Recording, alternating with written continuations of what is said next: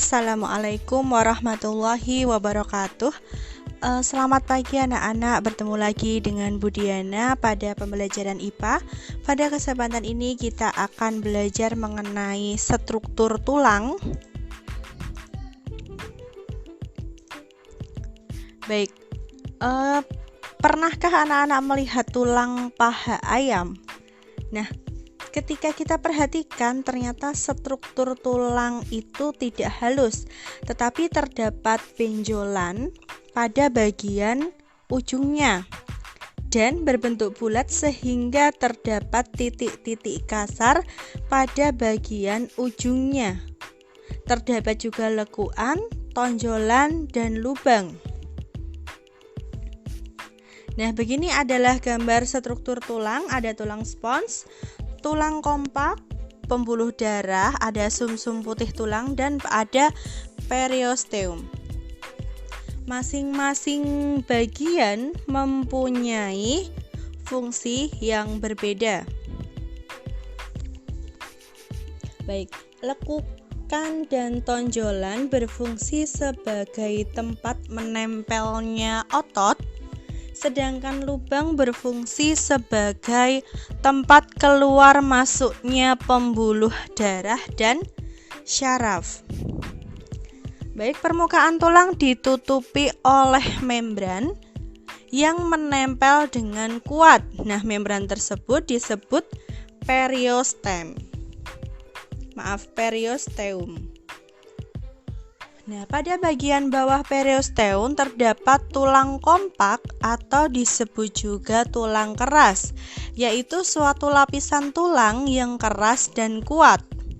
Tulang kompak mengandung sel-sel tulang, pembuluh darah, zat kapur, dan fosfor, serta serabut elastis.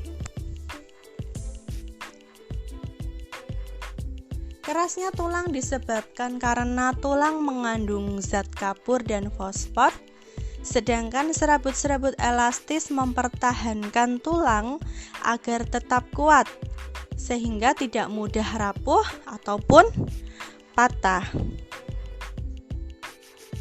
Tulang spons dalam tulang pipa atau tulang panjang terdapat di daerah ujung tulang. Tulang spons kurang kompak dan mempunyai banyak ruang-ruang kecil terbuka yang membuat tulang menjadi ringan. Tulang panjang mempunyai lubang atau saluran yang besar. Saluran-saluran itu terdapat di tengah tulang panjang dan diisi oleh jaringan berlemak yang disebut sumsum. Sumsum merah tulang berada di daerah tulang panjang bagian ujung di antara tulang spons, sedangkan sumsum kuning berada di tulang panjang bagian tengah dan sebagian besar berisi lemak. Pada orang sehat, sumsum tulang merah menghasilkan sel darah merah dengan kecepatan sampai 3 juta sel per detik atau per sekon. Sel-sel darah putih juga dihasilkan di dalam sumsum tulang, tetapi lebih sedikit jumlahnya.